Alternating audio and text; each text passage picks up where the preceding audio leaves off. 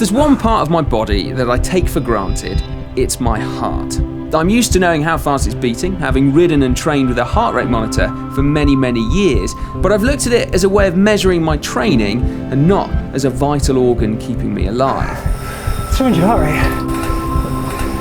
But there are many tragic stories of cyclists suffering from heart attacks or cardiac arrest when out riding, perhaps older riders who've returned to exercise after years of living the high life, or young athletes whose lives have tragically been cut short. And then there is a third type, cyclists who have, like me, taken their hearts for granted for years and years without a second thought, but who then find themselves with heart arrhythmia or myocardial fibrosis. Now, could that be as a consequence of their cycling? To find out, we have come to meet a cardiologist with a speciality in, among other things, sport and exercise. Dr. Graham Stewart, himself a former Ironman, runs Sports Cardiology UK, which is a company that provides advice, screening and assessment for athletes. So who better then to give us the answers that we're looking for? How concerned should we be? What steps can we take to ensure our long-term health? And then also, something that I'm actually really genuinely nervous about, I'm going to undergo a screening myself to see whether I'm actually at risk as well.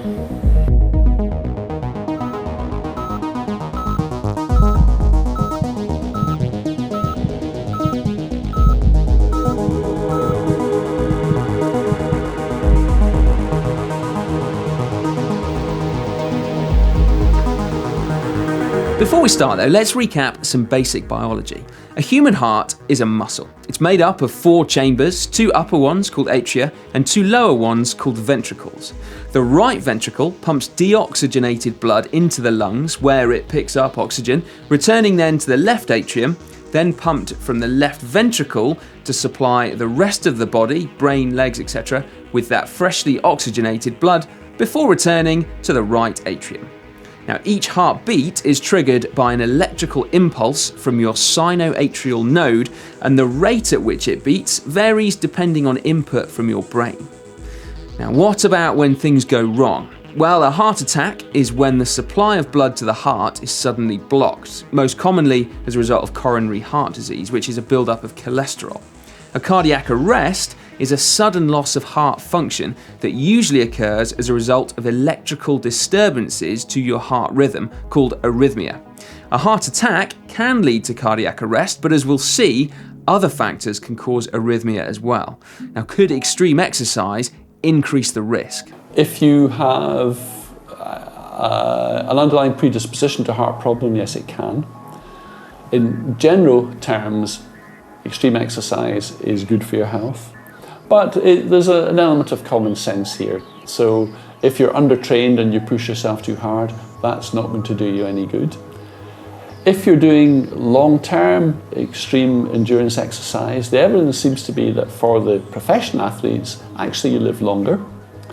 What's not clear is whether there's a subgroup where it causes harm, and we just don't really know enough about that.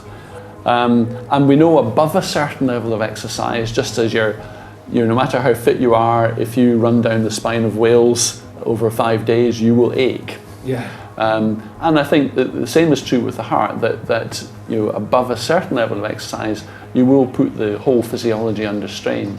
And if you look at somebody's heart after that, you will find that the right ventricle is enlarged, the left ventricle is small, and most of these changes get back to normal over a few days. Sometimes it takes a few weeks.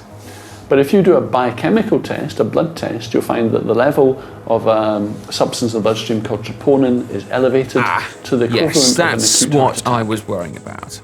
Does my heart show signs of damage following 27 years of riding as fast as I possibly can? Now, screening isn't going to show everything, but it will show most things. And it starts with taking my medical history, before then having an ECG, which tracks and monitors the electrical signals produced by my heart, and then finally an echocardiogram, which is a type of ultrasound scan, therefore using sound waves to create a moving image of what's going on internally. When you're exercising, have you ever had any episodes of chest pain or inappropriately racing heartbeats? No. So your ECG shows a typical athletic variation called early repolarization. Okay, so there's your heart. Now what I'm going to do is get you to turn on your left-hand side and put your left arm behind your head. Okay. And you're about to hear a squirting noise, and that squirting noise is bouncing sound waves off red blood cells as they cross one of the valves. So that's crossing the pulmonary valve. And so in this area, for example, I'm looking for a hole in the heart. And that's the blood vessel taking blue blood up from the body up into the liver. And what I want you to do in a second is to give a sniff. Now you see what happened there? The blood vessel went from being 24.6 millimeters to being that size, which is 6 millimeters. Before we get to my results though, let's tackle those two other important questions. For older riders returning to sport, and then for younger riders who might be at risk of sudden cardiac death. Right, so perhaps then we could talk about three specific categories of people then. Firstly would be older cyclists who are perhaps returning to exercise having had a number of sedentary years. Is there a risk to catching the cycling bug and then entering these quite extreme events maybe after only a few months or even a few years of training? So if your uncle had a heart attack at 40 and your dad had a heart attack at 38 and you're 35, you haven't exercised for 20 years but you want to start riding your bike, you would be very well advised to have an assessment beforehand. And if you had that family history, you should be having an assessment anyway. The most likely thing would be that there was a high cholesterol in your family, and that can be treated nowadays. And in fact, one of the best treatments is exercise, but you've got to do that in a graded, sensible fashion. You want to pick up if you've got a coronary artery problem waiting to develop. The analogy of your leg muscles hurting after exercise, they hurt an awful lot more if you're poorly trained. Yeah. And I think the heart probably behaves in a very similar way. I mean, going back to your question about somebody who wants to, say somebody who listens to this and said, gosh, I'm going to have to start exercising. If they haven't exercised for a long time, the typical middle-aged men in like the mammal, it used to be the businessmen would be out on the golf course, now they're out on their bikes and they've got all the technology. I would suggest that they get themselves checked. And in fact, if you go to a gym, it will say on the machine, get yourself checked.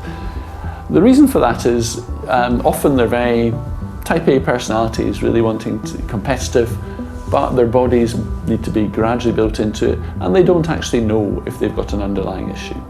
So I think that group are well advised to just have a checkup beforehand, and ideally by a sports cardiologist, because it's a specific thing you're looking for. So you may say, well, is there anything I should look out for that might be a red flag that I should then lead to being assessed? And probably the most important one is if you're fainting while exercising. So if you're running along or cycling along and suddenly you just feel woozy, you fall off your bike or you faint or you have to stop, that's a red flag. It may be nothing to worry about, but certainly you need to be assessed. Slightly different is the people who feel that way immediately on stopping exercise, and that's extremely common. So you do the Bristol 10K, you then see quite a few end up just staggering across the line, then collapsing, and then have a drink and they feel better. And that's just as your body moves from a high heart rate to a low heart rate, your blood pressure suddenly plummets, you're a bit dehydrated, you feel faint. That's very frequent, usually entirely normal. But if you're running along, feeling fine, then you go down, that's a red flag. The second category then would be young adults. There have been a number of very high profile cases in cycling over recent years. Not huge numbers, but any one is in itself a tragedy. But these are young people, supremely fit, talented individuals who die suddenly of cardiac related issue. Is there something that we can give advice to younger athletes to perhaps learn whether they're at risk of this? The first point I would mention, specifically with cycling, but with any sport, is I would ask what supplements are being taken. Some supplements that involve a very high caffeine dose can cause you problems. So that's the first thing, supplements. Second thing is there a symptom? The question was, is there a symptom that they would have to be aware of that might be a red flag? Well, again, the loss of consciousness or your heart rate suddenly beating inappropriately fast. So or even chest in pain. young athletes? That's Even in young athletes, yeah. So Okay. heart beating inappropriately fast is quite common in young athletes who have a predisposition to an abnormal rhythm. And for many of these, it can be completely cured. So if you were to screen everybody, say screened everybody of age 15, you'd find only a very small number where they had a preventable cause of sudden cardiac death. But for that small number, you could potentially save their lives. There'd also be an even smaller number where you picked up nothing and they still had a potentially lethal cardiac problem. So at a population level, it's quite difficult to justify screening. For any individual, it's much easier, but because you may find that you've got something that's treatable, you have to bear in account you may find you've got something that will tell you can no longer do professional sport, and that for a professional athlete can be their livelihood. When you yourself had your screening, you were aware of the anxiety that it provoked. Now, thankfully everything's fine, but it may have picked up something subtle, for example, a slightly prolonged QT interval that may have said, well, you have this potential condition and we don't actually know what it means for you as an individual. And therefore you're left with uncertainty, and then we say, well, we have to screen your children, we have to screen your parents, your brothers and sisters, and we don't actually quite know what it means. So there's areas of uncertainty, and that's the difficult part of screening. But I suppose the comfort is that you put it in the context, and that is that statistically the chances of something happening are minute. Exactly. Okay. On then to our third group of cyclists, those who have been riding hard for many years. It's results time. And your ECG shows some changes compatible with it being an athlete. So your heart rate is relatively slow. It's not very slow, it's 57 beats a minute. You have a notch on your ECG there, which is called early repolarization. Now that's a very common finding in an athlete. And you also, your initiation of your heartbeat, the largest upstroke is actually on here. That little bump is largest upstroke is there, whereas in Joe Bloggs it would be there. Right, okay. And that means that your heart rhythm is initiated from a slightly lower position than is usual. These would all be regarded as a normal athletic variant. Okay? In fact, in the absence of symptoms, you wouldn't do anything about any of these. The third component was the echocardiogram. And there, what I can tell you is that you have a structurally normal heart. In other words, there's no holes in the heart, there's no abnormalities of the valve. Secondly, that the heart is contracting normally, and that the heart muscle is of a normal size. Now that's where it's quite important to know how much exercise you've been doing. So for example, if you were at your peak training, you were training 20 hours a week, the heart muscle would probably be a bit thicker, and the heart volume of the left ventricle and possibly the right ventricle would also be a bit bigger than in a non-athlete.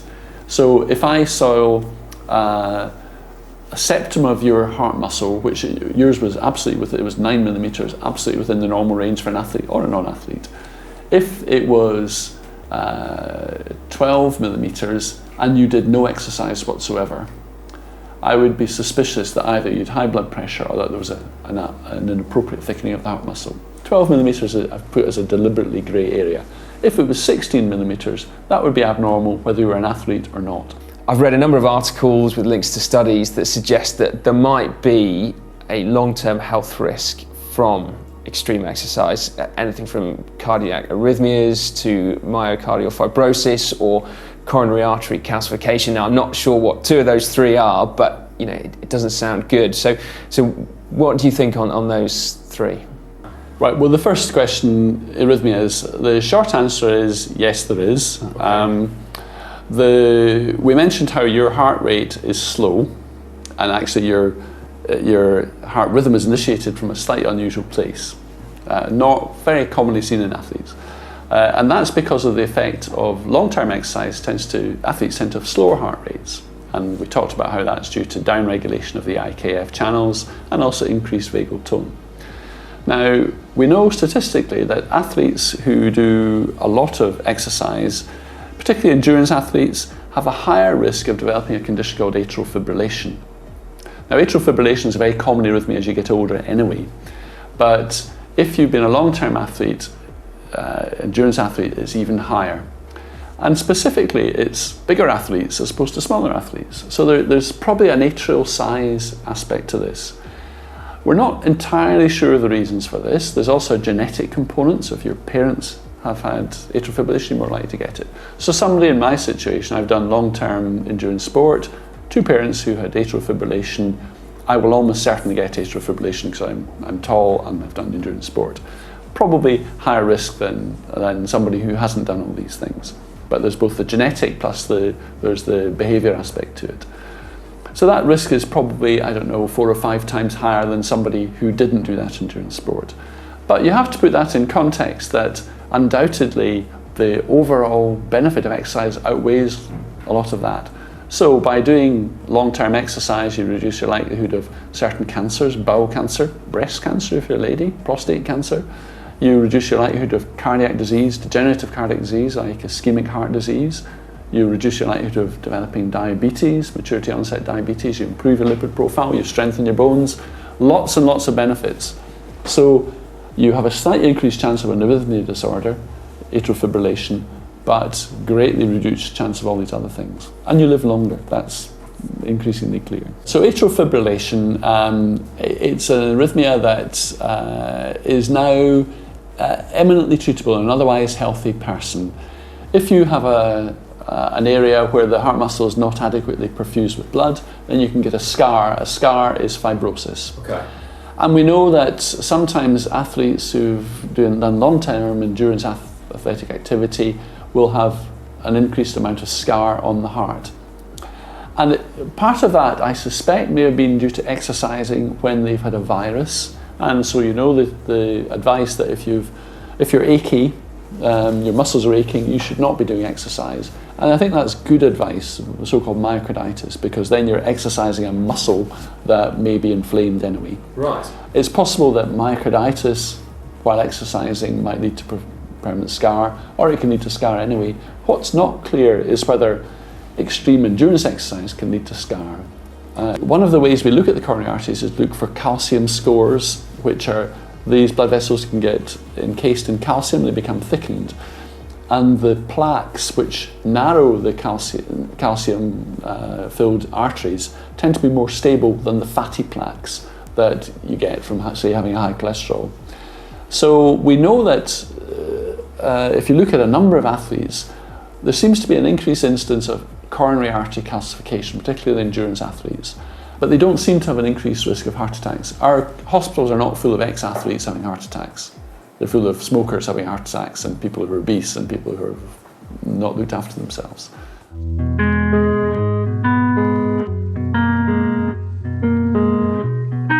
Well, that is another GCM video that's asking us to confront our own mortality.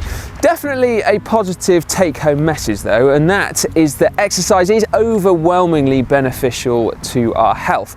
Although there are those of us out there that would probably be advised to seek medical advice on this particular subject, perhaps because of family history, or you're part of that category of people that is slightly more at risk either due to lifestyle or your age.